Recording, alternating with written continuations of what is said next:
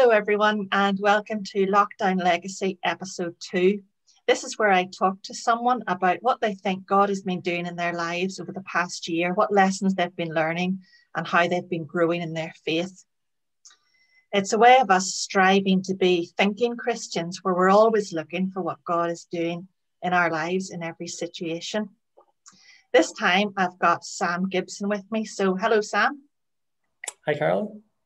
Thank you for coming. I know you're very busy and you work very hard, so thank you for making time to come and talk to me Not today. a problem.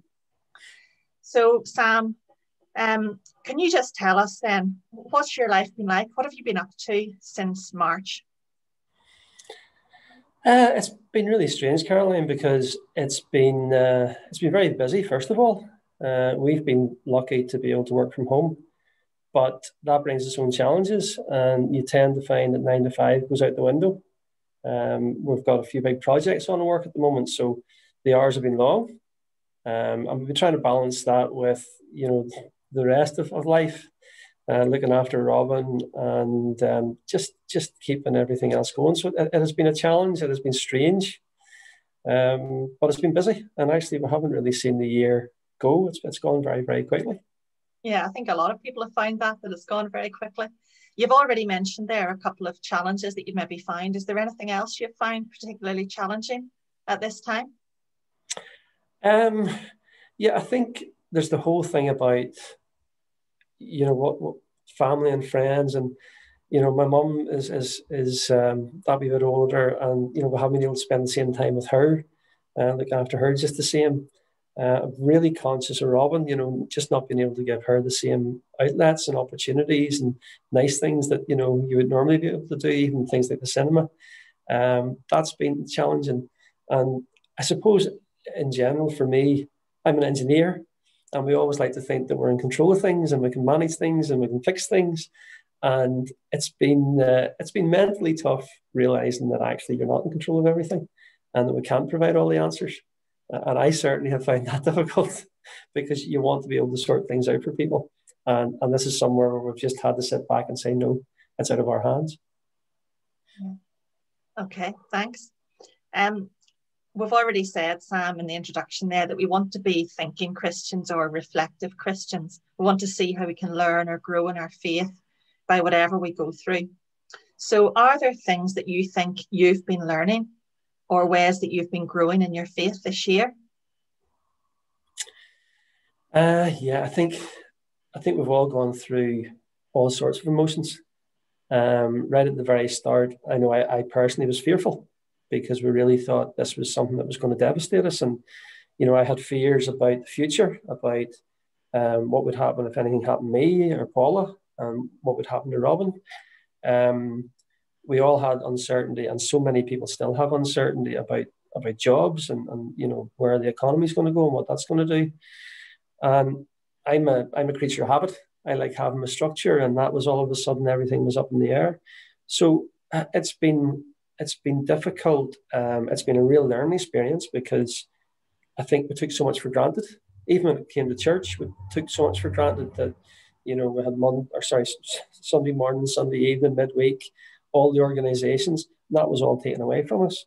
So I think I've learned how fragile we are on one hand, and yet how blessed we are on another. I've looked at this, and we're fortunate to have jobs that are fairly stable.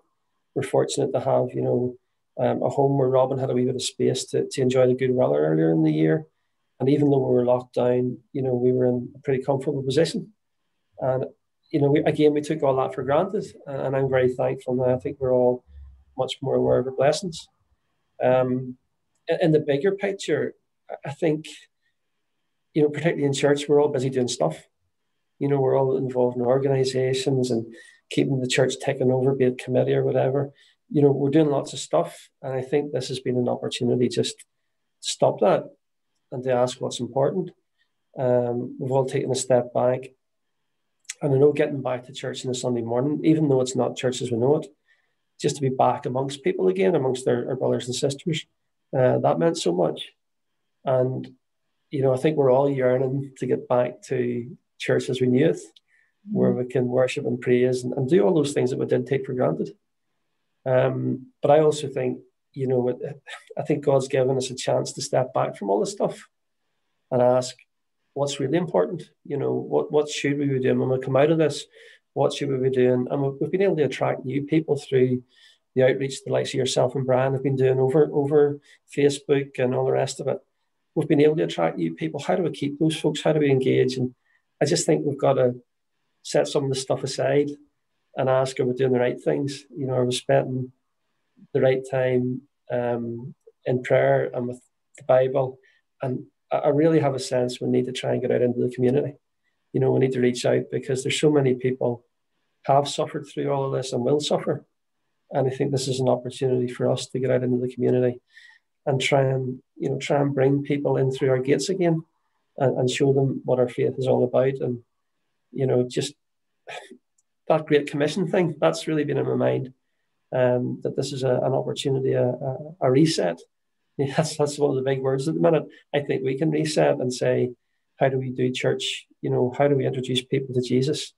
How do we step out, you know, over the next year, 18 months as this all sort of passes by and make a real difference?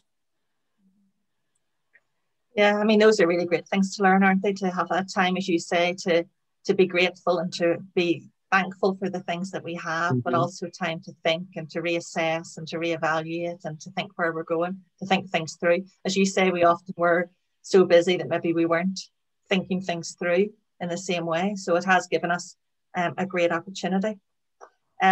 If you were to take one thing, I don't know whether it's something you've already mentioned, Sam, or something else, but if you were to take one thing away from this year, what do you think it would be? Cool. I don't know that there's one thing in particular. You know, just I suppose a couple of maybe two things. Is just that focus on what we're doing. You know, are we doing the right things? Are we doing things that are really important in the bigger picture? And I suppose then as an extension of that, how do we reach out? You know, I'm very conscious of the blessings that we have. And you know, we've all found it difficult, even though we're blessed. You know, we've all found this difficult and weird, and it's taken its toll. And I know, you know, personally, I felt it mentally, even though I know I'm in a really good position and I'm very fortunate to have what I have. I've still found it tough. And so, you know, I just feel that we need to be reaching out to people that aren't part of our congregation, that aren't part of our fellowship, and trying to use this as a starting point to fill the pews again. Okay. Well, is there a verse then or a particular passage from the Bible that has meant a lot to you or that has stood out for you at this time? There's a couple. I think in the early stages when we were all very fearful, there was that verse from Isaiah about going into your houses and hiding for a little while. And, you know, I got that from a number of friends, and it was kind of right. Okay, just listen to this, you know, take the message and just keep your head down for a little while. But there's another wee verse that I came across in Psalms, Psalm 78:39.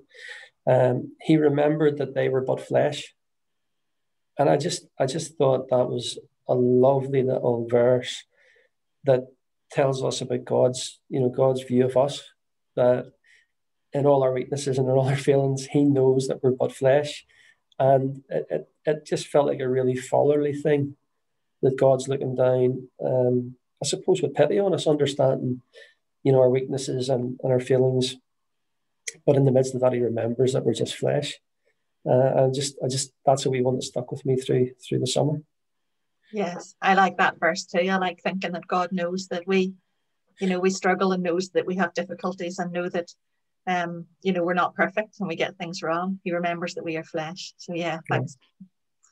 Right, that's great. Thank you so much for coming along to talk to us today. And thank you very much for watching as well. I hope you've enjoyed listening to our conversation, and I hope it does help you to think through maybe the things that you've thought about and the things that you have learned during this time as well. So thank you very much, and we'll see you next time.